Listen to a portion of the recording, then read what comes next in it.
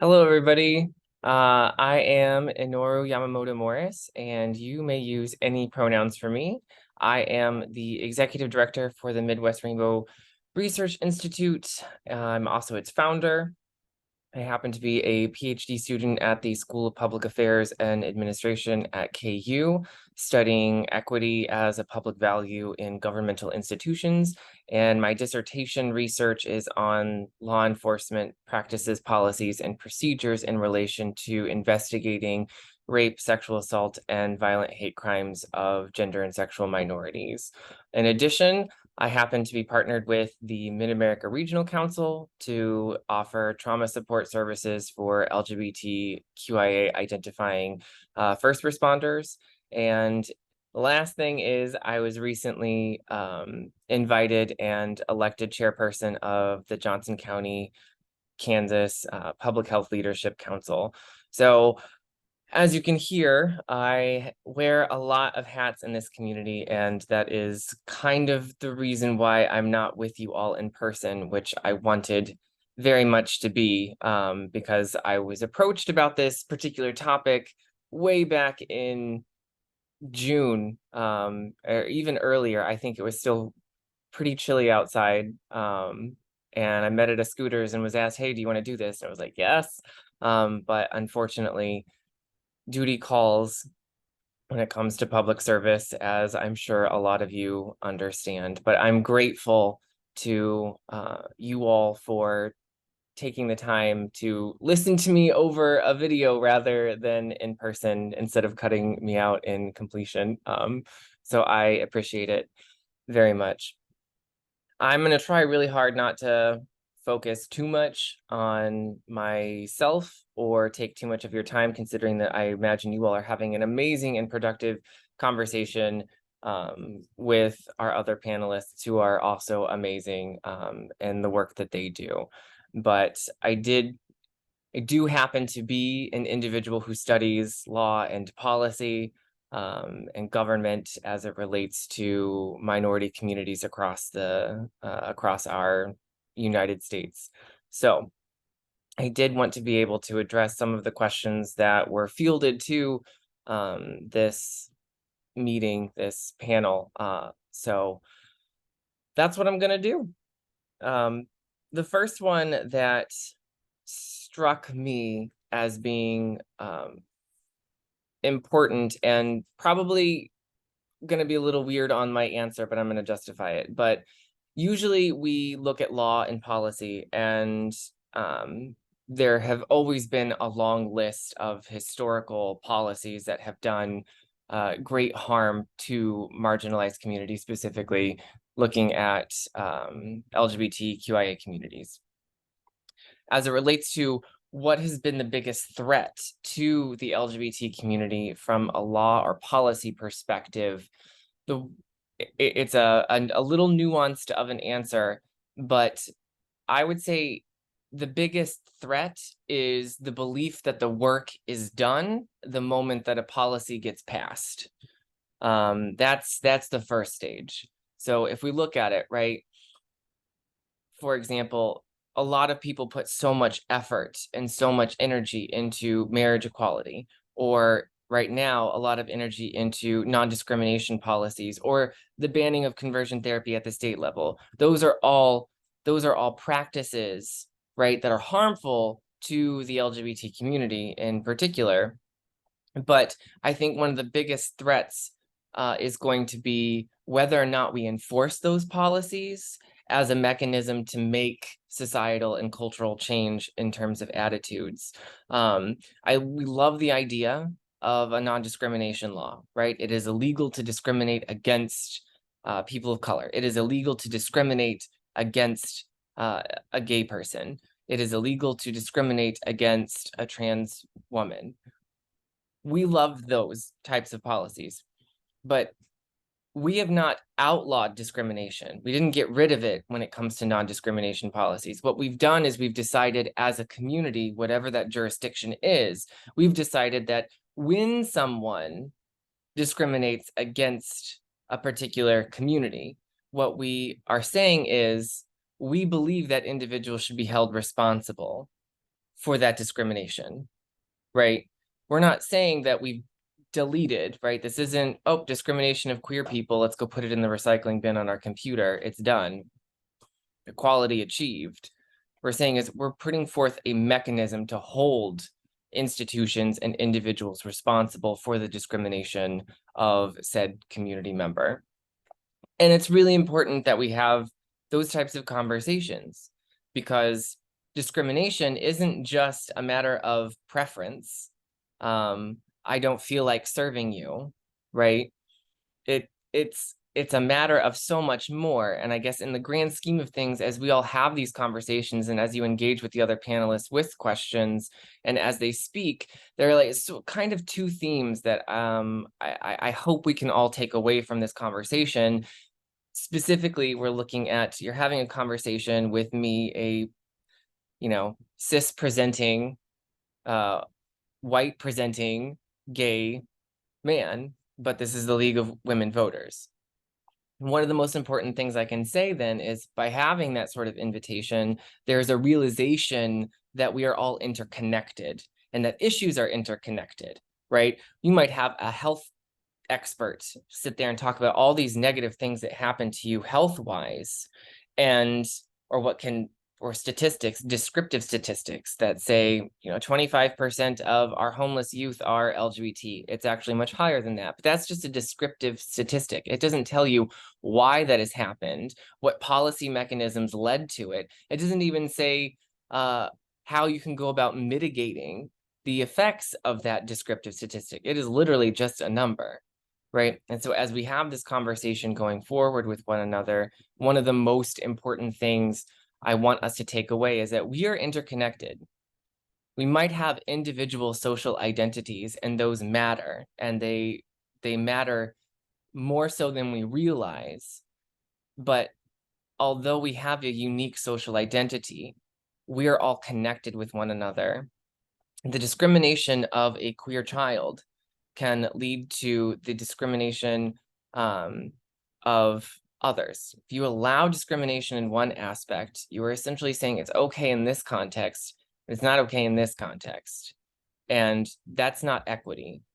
In the same way, if I discriminate against a queer person or a queer child or a young trans child, I destroy their sense of empowerment, their sense of individuality, their sense of their own ability to accomplish whatever they want in this nation, which has always been described as the greatest nation on earth, the American opportunity, all of this amazingness that comes with being within the borders of the United States.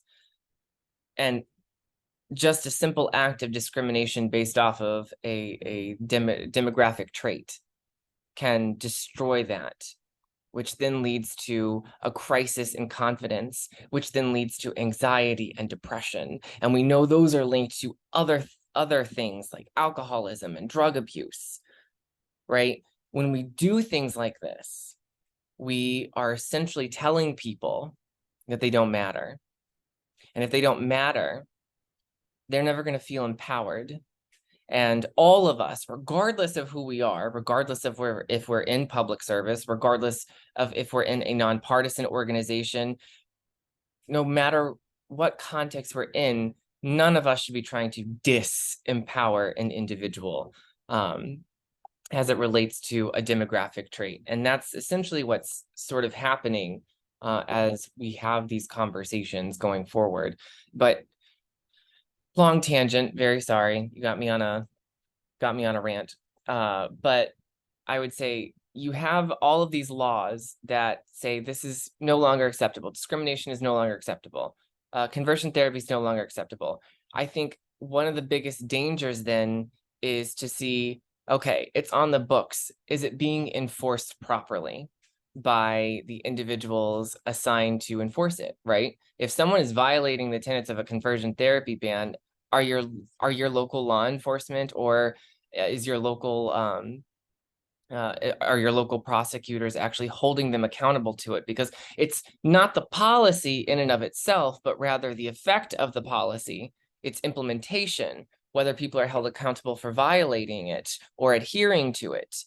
That is where you get a cultural shift. that is where you say as a society, that is where you say as an organization, that is where you say as a community, this is not acceptable here, right? And so I think one of the biggest dangers is to think that we have hit the end point, when in actuality, we have essentially just hit the first step, right?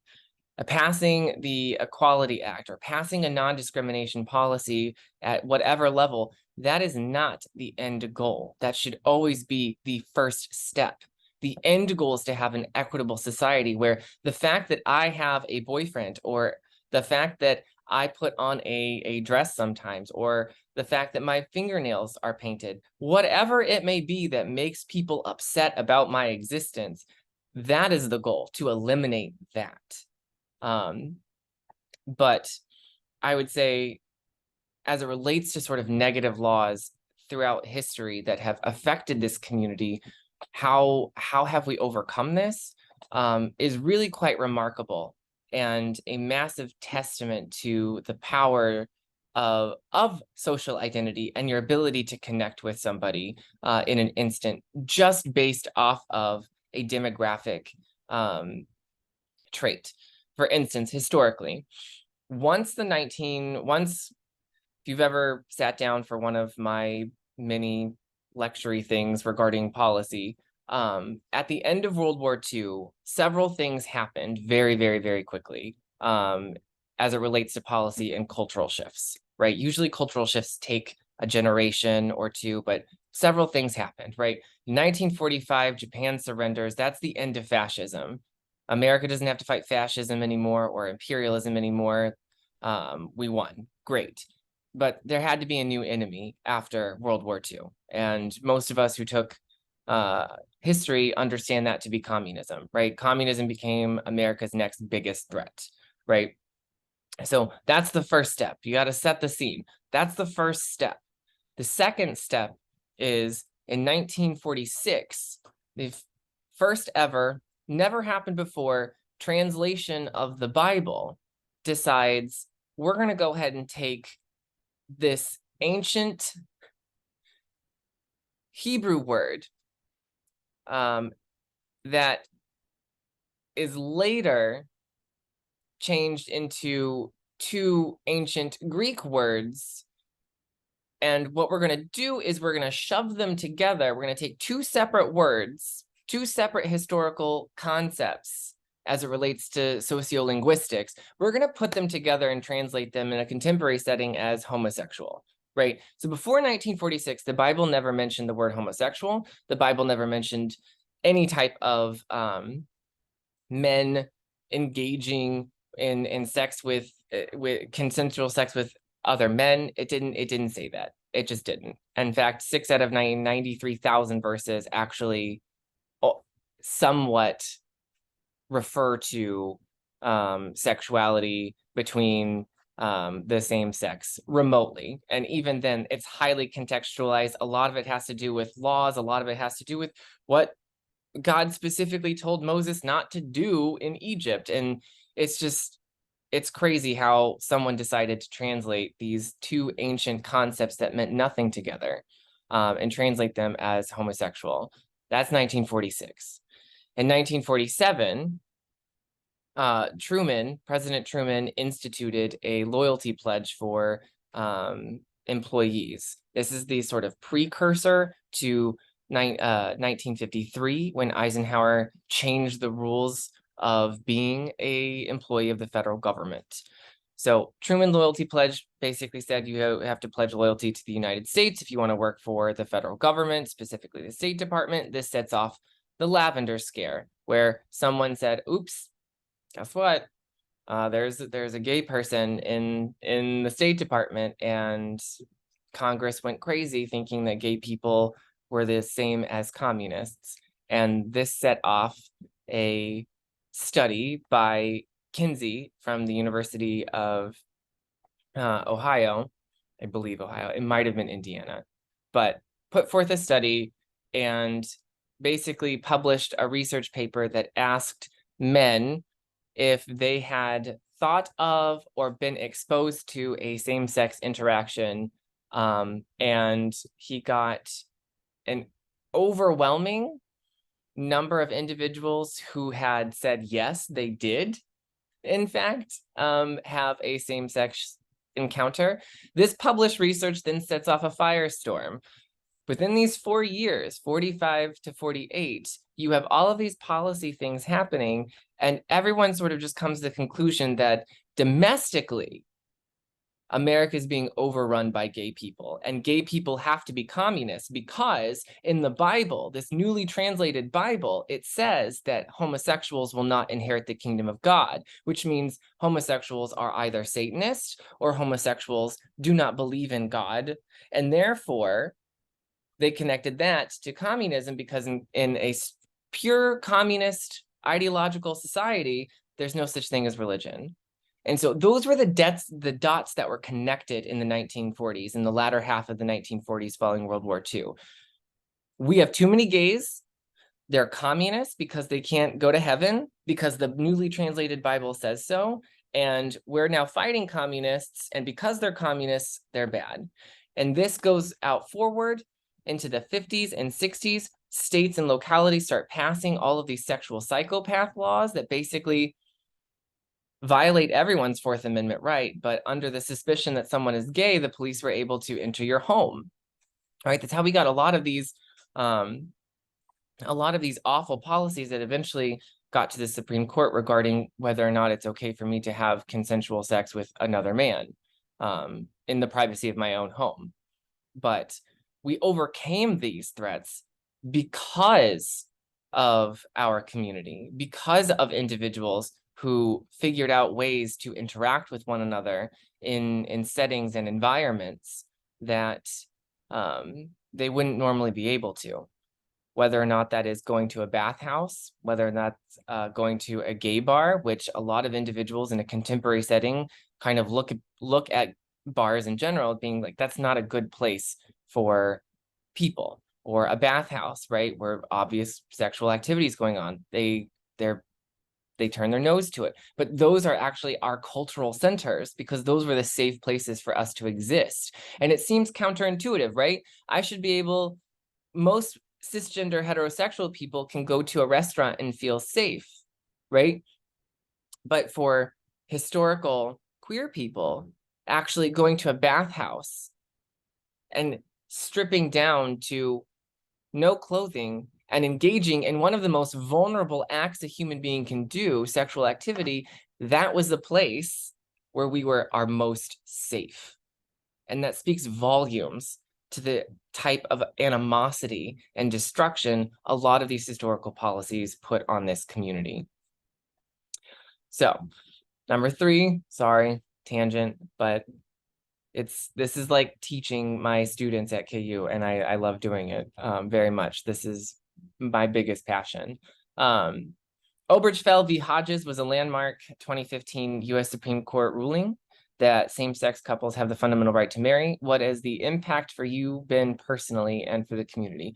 Well, for me personally, on the 5th anniversary of marriage equality, I got married to the love of my life, Mr. Inoru Morris, who is currently doing PhD research at the Paris Conservatory of Music in Paris, France.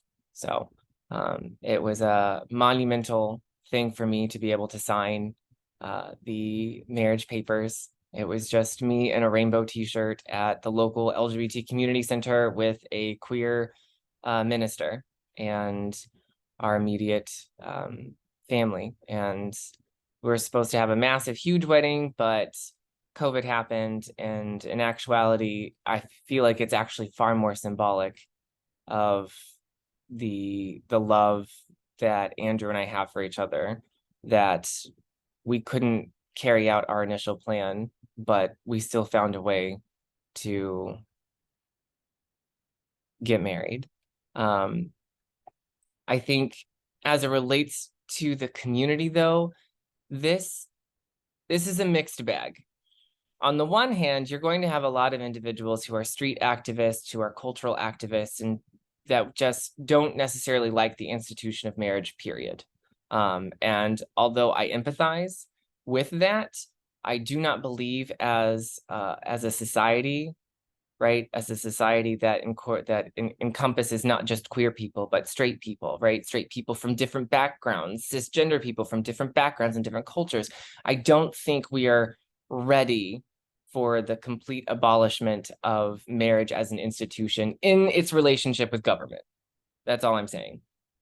As it relates to society, I don't want to like tell people who want to get married you can't get married, right? But what I'm saying is, as it relates to government dishing out benefits and other aspects, I don't think we're ready for that. But it comes with a significant power to decide your own life. I mean, we have to think about it, and we really need to contextualize a lot of these policies that they seem so weird, right? Like a lot of people will tell me, cool, you have the right to get married. Why would you even want to get married? Well, you know, in some cases, we have a lot of queer people who find someone, and maybe they don't necessarily want to be attached at the hip to that person for the rest of their life, but maybe their family, their immediate family, is not affirming of their identity. And if you could imagine, if I, for instance, were to get terribly sick and be in a place where I could not remotely take care of myself or make a conscious decision about my health inside of the hospital, the way that our laws are set up is it's next of kin that get to decide this, right?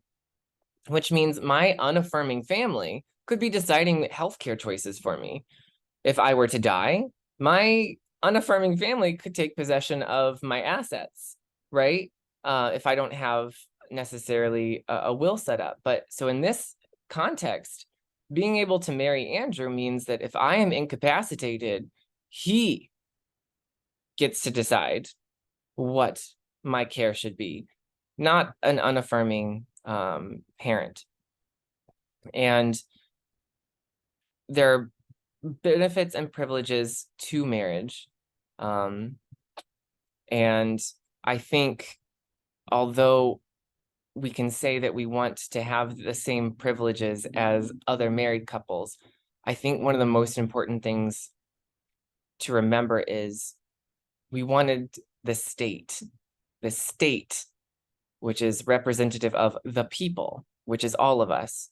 We wanted them to recognize that the love that we have for our partners is just as strong, just as fulfilling, and just as life-altering as the love that they have. And to get that recognition at the state would finally see us as equal, I think is probably one of the most important. But it illustrates the sort of progress that we have made as a community.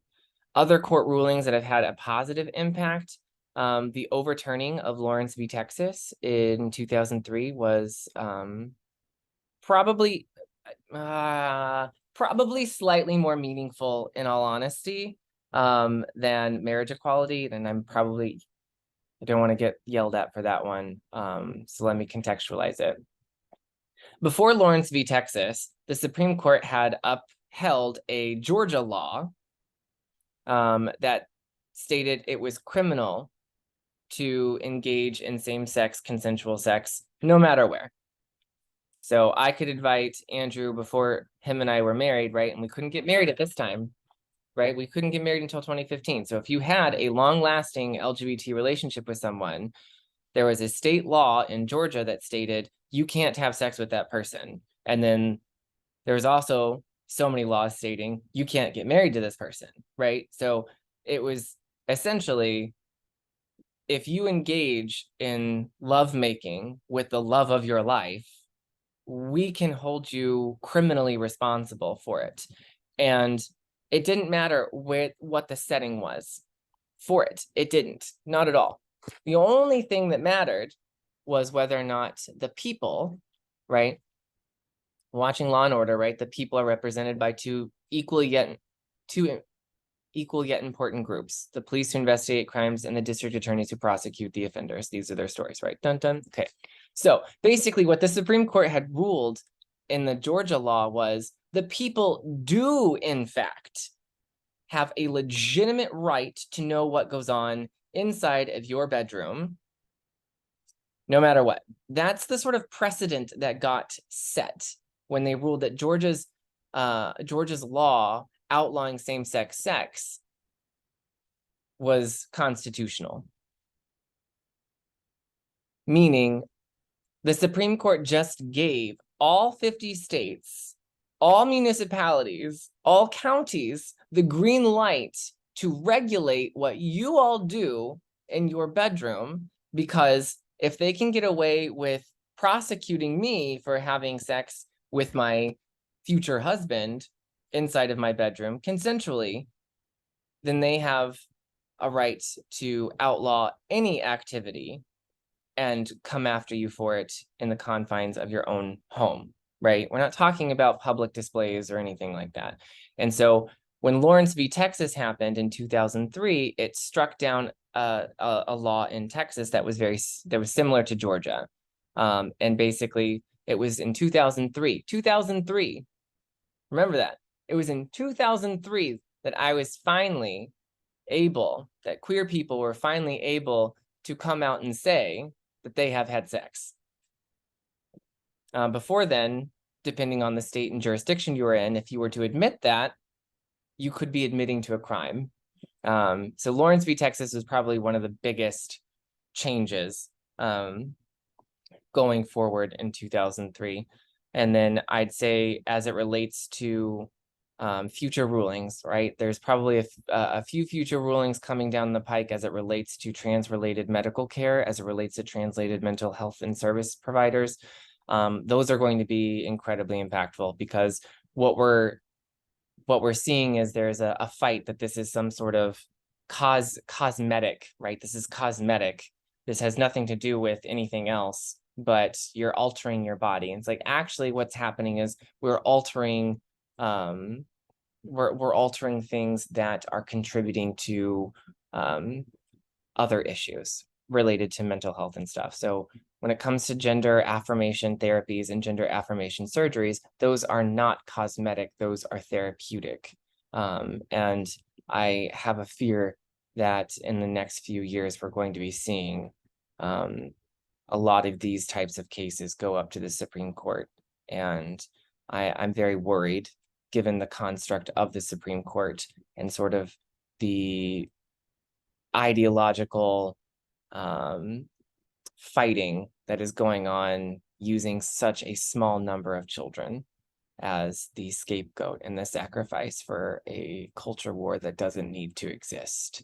I am probably super close to my 25 minutes, and I'm very grateful, if not over the 25 minutes, but I am so sorry that I could not be there. I wanted to be there more than anything. Anybody who knows me understands that I'm a people person. I don't like to do anything on Zoom or recording.